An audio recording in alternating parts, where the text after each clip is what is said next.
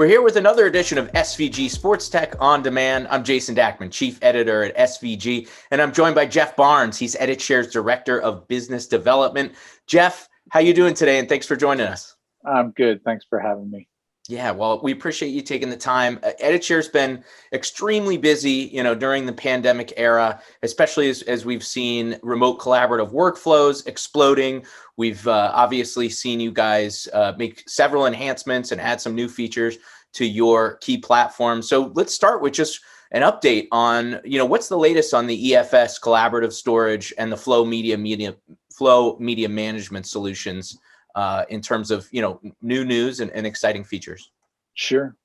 On the storage platform side of EFS, we've done a fairly large business transformation step of switching our hardware platform to HPE enterprise hardware, which offers customers a lot of other ways to acquire or own the product, more off-the-shelf type hardware, as well as offering subscription. So to move into a little bit more of an OpEx to own the product versus a CapEx upfront, which helps sports teams and budgets right now.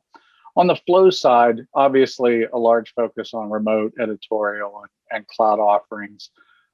We went into the market during pandemic. We were already working on these things. What we found is still some sticker shock and cost of ownership on the Cadillac of remote editorial. We've dug deeper into our partnership with Adobe and panel capabilities in that layer to offer some proxy, what we call seamless proxy workflows to manage a lower cost storage tier in the cloud, conform against that high res, be able to work in process, but be able to work in proxy and remote editorial. Sure.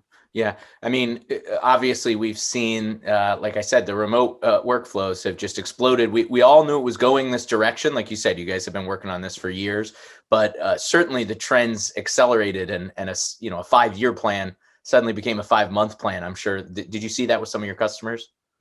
We saw that. We've also seen the need for a hybrid solution, right? We've got a good roster of existing pro and college sports teams and football clubs around the world that already are invested in EditShare, but they just can't get to the solution. So it's a mix of DR, a mix of remote access for content creation, and a mix of just cloud-based editorial for new project work. So we don't get customers coming to us with a one fixed idea of the solution. We're nimble and flexible enough to add these corner parts of the whole solution to customize that.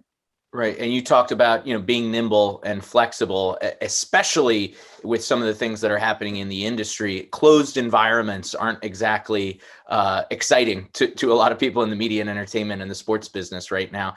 Now, you guys, I know, are very keyed up on some of your partnerships that you've had with other technology vendors and manufacturers out there to try to open some doors for a lot of your customers. Can you tell me about some of those partnerships? Sure, it's a long list. I won't go through all of them, but we've recently announced an integration partnership with Blackbird, and what that gives customers is that nice light option on top to quickly access material. Blackbird being able to see in and out of our MAM layer and our storage layer for our on-prem solution customers. Another partnership has been ongoing with Imagine Communications, and they're fully using our storage platform now, and customers like Madison Square Garden have a large deployment of our storage provided by Imagine Communication, and further integrations back and forth with our MAM layer into the Imagine Nexus and other ingest and playout solutions on the broadcast side. Very cool. And I'm sure there's plenty more partnerships coming down the line as well. I'm sure you're in constant talk, so we'll keep an eye out for that. Sure. What I would say is we deal in arena work, we deal in regional sports network work. So some of it's more weekly content or live content based or broadcast based. So some of the API integrations are open that we are working with as needed partnerships with statistical information, social media platform deliverables. So the Flow platform is open enough to be able to easily add those partnerships if customers have existing solutions that they want to integrate with our MAM layer. Excellent. All right, cool. Well, you had mentioned it, but there was a lot of, interest, right, in tools for remote content creation, innovations for cloud solutions and stuff like that during the pandemic. And now, hopefully, fingers crossed, we're normalizing a little bit here, but it's not like all of these advancements and these new workflows are going to go away. So from an edit share perspective, how do you see the industry taking everything that they've learned over the last, 12 to 13 months and bringing it into what you called a bit of a hybrid model moving forward? Yeah, they're figuring it out, right? And we're all doing that together. So as a company, we have to support our customers and try to gain knowledge from them on what their needs are. And as they've done that, if they've discovered it's not one, as I mentioned before, one solution for everybody, they're Right. ideal. But to be able to offer those bite-sized pieces to say we have a system on site, we need to add some cloud, we need to add some DR in the backup, doing cost analysis. So a lot of this work that we do with customers is helping them figure out what all this stuff costs. I mean, really, there's as much time spent in trying to do cost analysis for customers and trying to show them ways that they can afford and grow into these solutions. So that's been a benefit to us working with our existing and new customers as well. Sure. And what about on-premise workflows? As people are starting to return to their facilities, you had said, working with proxies had become even more popular as people are working from home and working remotely. But suddenly, they're back on-prem. How are you working with your customers to make sure, again, they can take everything they've learned with the remote and really, leverage it as good as possible on-site? This goes back to the foundation of us providing an end-to-end solution between storage and asset management.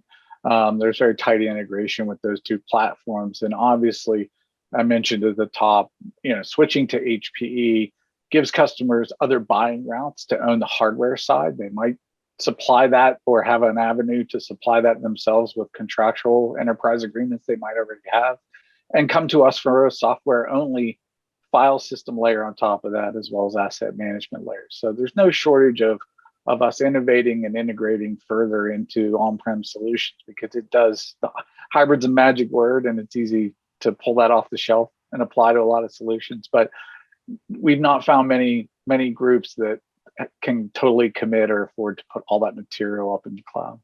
Sure.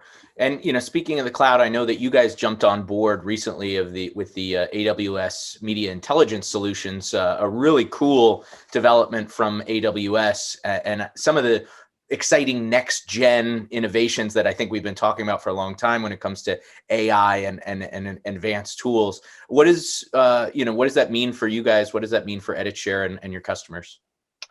It's much like our open APIs across. There's a hub and spoke mentality to those integrations. So if there's a service layer somewhere, we can just shoot over to that and do that integration, right? So Flow can be a platform that works on-prem. It can be completely virtualized, and AWS is our lead partner in terms of providing a totally virtualized, touchless experience in the cloud. So, those APIs and having close partnership with AWS is certainly key for us moving forward in remote workflows.